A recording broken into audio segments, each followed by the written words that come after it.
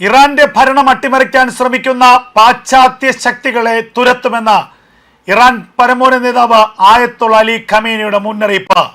അമേരിക്കയ്ക്കും ഇസ്രായേലിനും വമ്പൻ മുന്നറിയിപ്പാണ് ആയത്തുള്ള അലി ഖമീനി നൽകിയിരിക്കുന്നത്. ഇറാന്റെ ജനാധിപത്യ ഭരണകൂടത്തെ അട്ടിമറിക്കാനുള്ള ചട്ടുകമായി രാജ്യത്തെ പ്രക്ഷോഭകരും കലാപകാരികളും മാറിയിരിക്കുന്നു. രാജ്യത്തിന്റെ ഭരണകൂടത്തെ സംരക്ഷിക്കാനുള്ള ഉത്തരവാദിത്തം ഇറാനുണ്ട്. അത് ഏത് വിധേനയും ഇറാൻ സംരക്ഷിക്കുമെന്നും ആയത്തുള്ള അലി ഖമീനി പറഞ്ഞിരിക്കുന്നു. റാസ പഹൽവ്യാപിയുടെ മുന്നറിയിപ്പുകളെ, പുതിയ നീക്കങ്ങളെയൊക്കെ അതീവ ഗൗരവത്തോടു കൂടി കാണുകയാണ് എന്ന് ആയത്തുള്ള അലി ഖമീനി പറഞ്ഞിരിക്കുന്നു. രാജ്യത്തിനെതിരെ നേരത്തെ ഉദയം ചെയ്തു വന്ന പല പ്രതിസന്ധി ഘട്ടങ്ങളെയും പല ശക്തികളെയും നിഷ്കരുണം അട്ടിമറിച്ച ചരിത്രം ഇറാനുണ്ട്. ആ ചരിത്രം ഒരിക്കൽ കൂടി ആവർത്തിക്കും.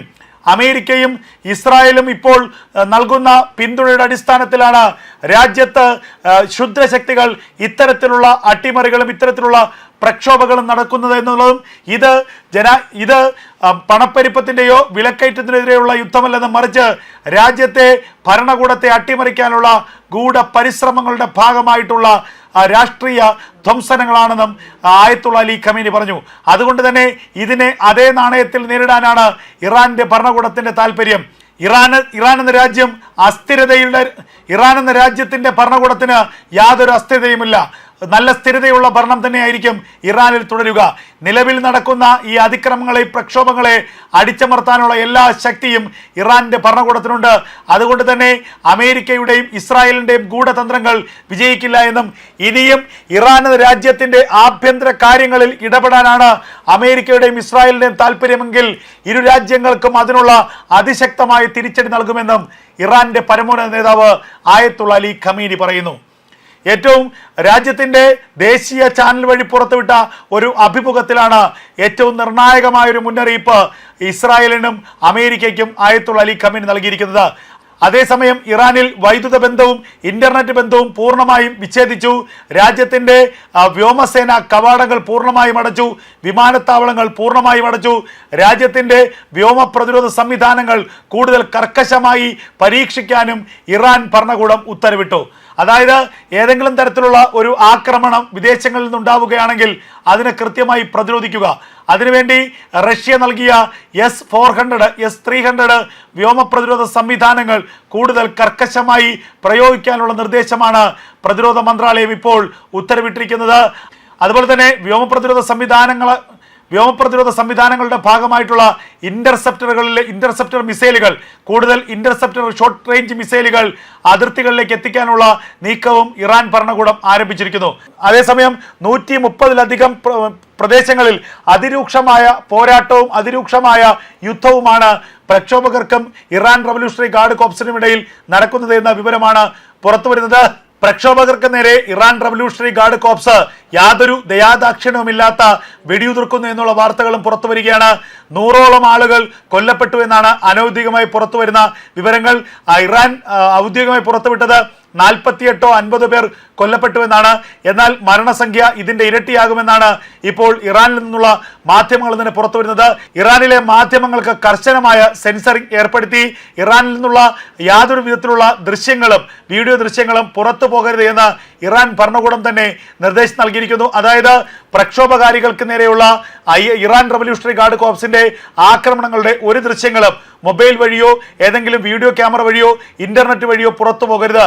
ഇറാനിൽ നടക്കുന്ന ഈ കലാപങ്ങളുടെ ഒരു ദൃശ്യങ്ങളും വിദേശ മാധ്യമങ്ങൾക്ക് ലഭിക്കരുത്. ഇതാണിപ്പോൾ ഇറാന്റെ ആയത്തുള്ള അലി ഖമീനി ഭരണകൂടം ഉത്തരവിട്ടിരിക്കുന്നത്. അതിന്റെ അടിസ്ഥാനത്തിൽ പൂർണ്ണമായും ഈ പ്രക്ഷോഭത്തെ അടിച്ചമർത്താനും പ്രക്ഷോഭകാരികളെ കൊന്നെടുക്കാനുമുള്ള നിർദ്ദേശമാണ് ആയത്തുള്ള അലി ഖമീനി ഭരണകൂടം പുറപ്പെടുവിച്ചിരിക്കുന്നത്. ഇറാൻ റവല്യൂഷണറി ഗാർഡ് കോർപ്സിന്റെ സൈനികർ തെരുവുകൾ കൈയടക്കിയിരിക്കുന്നു. അവർ പ്രക്ഷോഭകാരികൾ, സ്ത്രീകളും കുട്ടികളും അടക്കമുള്ള പ്രക്ഷോഭകാരികൾക്ക് നേരെ യാതൊരു ദയാദാക്ഷിണ്യവുമില്ലാത്ത ആക്രമണമാണ് അഴിച്ചുവിടുന്നത് എന്നാണ് പുറത്തു വരുന്ന ഏറ്റവും സുപ്രധാനമായ വിവരം. ഈ ആക്രമണത്തിൽ നൂറുകണക്കിന് ആളുകൾ കൊല്ലപ്പെട്ടു എന്നുള്ള അനൗദ്യോഗികമായ വിവരവും പുറത്തു വരുന്നു. എന്തായാലും ഇറാൻ എന്ന രാജ്യത്തിന്റെ അസ്ഥിരതയിലേക്കാണ് ഇപ്പോൾ കാര്യങ്ങൾ വിരൽ ചൂണ്ടുന്നത്. പ്രക്ഷോഭം 13 ദിവസം പിന്നിടുമ്പോൾ ആ പ്രക്ഷോഭത്തെ, ആ കലാപത്തെ അടിച്ചമർത്താനോ നിയന്ത്രിക്കാനോ കഴിയാതെ അത് അനിയന്ത്രിതമായി മുന്നോട്ട് പോകുന്നു എന്നുള്ളതാണ് ഏറ്റവും പ്രധാനപ്പെട്ട വിവരം. അതേസമയം തന്നെ ഈ പ്രക്ഷോഭത്തിന് പിന്നിൽ മൊസാദിന്റെയും അമേരിക്കയുടെയും ചാരന്മാരുണ്ട് എന്നും അവരുടെ താല്പര്യപ്രകാരമാണ് ജനങ്ങൾ ഭരണകൂടത്തിനെതിരെ വലിയ പ്രക്ഷോഭം സംഘടിപ്പിക്കുന്നതെന്നും അതുകൊണ്ട് തന്നെ ഈ പ്രക്ഷോഭകാരികൾക്ക് മുന്നിൽ വഴങ്ങേണ്ടതില്ലെന്നും പ്രക്ഷോഭങ്ങളെ അടിച്ചമർത്തുമെന്നും ഇറാൻ റവല്യൂഷണറി ഗാർഡ് കോർപ്സ് തന്നെ പറയുന്നു. അതേസമയം ആയത്തുള്ള അലി ഖമീനിയെയും മസൂദ് പെഷസ്കിയാനെയും സ്ഥാനഭ്രഷ്ടനാക്കാനുള്ള നീക്കങ്ങളും ഇപ്പോൾ ആരംഭിച്ചിരിക്കുന്നു. ഏറ്റവും ഒടുവിലത്തെ ഷായുടെ പുത്രനായ റാസ പഹൽഗാവിയുടെ സാന്നിധ്യമാണ് ഇപ്പോൾ ഏറ്റവും ശ്രദ്ധേയമായിട്ടുള്ളത്. റാസ പഹൽഗാവിയെ അധികാരത്തിലേക്ക് തിരികെ കൊണ്ടുവരണമെന്നും മസൂദ് പെഷസ്കിയാനും അതുപോലെ തന്നെ ആയത്തുള്ള അലി ഖമീനിയും അധികാരം ഒഴിയണമെന്നുമുള്ള വലിയ ആവശ്യമാണ് ഇപ്പോൾ ഇറാനിൽ ഉയരുന്നത്. ആ ആവശ്യം ഉയർത്തിക്കൊണ്ടുള്ള വലിയ പ്രക്ഷോഭങ്ങളാണ് ഇപ്പോൾ ഇറാന്റെ തെരുവുകളിൽ നമുക്ക് കേൾക്കാൻ കഴിയുന്നത്. ആ തെരുവുകളിൽ കേൾക്കുന്ന അത്തരം ഒരു പ്രക്ഷോഭത്തെയാണ് ഇപ്പോൾ ഇറാൻ റവല്യൂഷണറി ഗാർഡ് കോർപ്സ് അടിച്ചമർത്താൻ ശ്രമിക്കുന്നത്. എന്തായാലും ഇറാൻ ചരിത്രത്തിലില്ലാത്ത ഏറ്റവും വലിയ ഒരു പ്രതിസന്ധിയിലൂടെ കടന്നു പോവുകയാണ്. ഭരണകൂട അട്ടിമറിയാണ് ഇറാന് മുന്നിലുള്ള ഏറ്റവും വലിയ പ്രതിസന്ധി. ഭരണകൂടത്തെ അട്ടിമറിച്ച് മാത്രമേ ഇനി മുന്നോട്ട് പോകാൻ കഴിയുള്ളൂ എന്ന് വലിയൊരു വിഭാഗം ജനങ്ങൾ അവിടെ ആഗ്രഹിക്കുന്നു. അതേസമയം തന്നെ ജനകീയ പ്രക്ഷോഭങ്ങളെ പൂർണ്ണമായും അടിച്ചമർത്തുകയും മതഭരണകൂടത്തെ വീണ്ടും പുനഃസ്ഥാപിക്കുകയും ചെയ്യുക എന്നുള്ളതാണ് ആയത്തുള്ള അലി ഖമീനിയുടെ ഏറ്റവും പ്രധാനപ്പെട്ട ലക്ഷ്യം. അതായത് അമേരിക്കയുടെയും അതുപോലെ തന്നെ ഇസ്രായേലിന്റെയും ഒക്കെ പിന്തുണയോടെ കൂടെ നടക്കുന്ന ഈ പ്രക്ഷോഭങ്ങളെ നിഷ്പ്രയാസം അടിച്ചമർത്താൻ കഴിയില്ല എന്ന് ആയത്തുള്ള അലി ഖമീനിക്കും ഇറാൻ ഭരണകൂടത്തിനും അറിയാം. എന്നാൽ രക്തച്ചൊരിച്ചിലൂടെ ആണെങ്കിലും ലക്ഷങ്ങളെ കൊന്നൊടുക്കുകയാണെങ്കിലും ഭരണത്തിൽ നിന്ന് പിന്നോട്ട് പോകാനില്ല എന്നാണ് ആയത്തുള്ള അലി ഖമീനിയുടെ ഏറ്റവും സുപ്രധാനമായിട്ടുള്ള ഇപ്പോഴത്തെ നിലപാട്.